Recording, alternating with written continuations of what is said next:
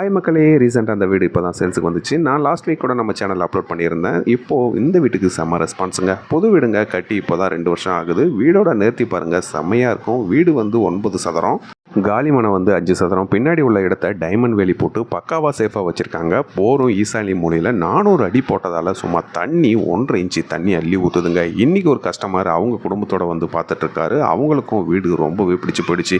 எல்லாமே ஓன் யூஸ்க்கு கட்டினதால் தரமாக இருக்குங்க.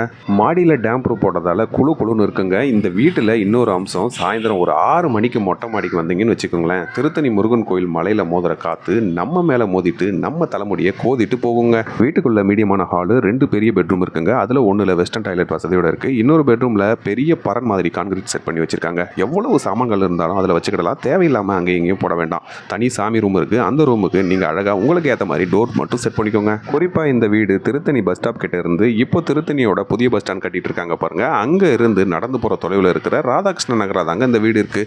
வீடோட ஃபைனல் ரேட்டு 35 லட்சம் சொல்கிறாங்க. இங்கே காலிமணியை சதுரடி 1500 ரூபாய்க்கு மேலே போகுதுங்க. அப்படி பார்த்தீங்கன்னா வீடு ஃப்ரீயாக வாங்குற மாதிரி நினச்சிக்கோங்க.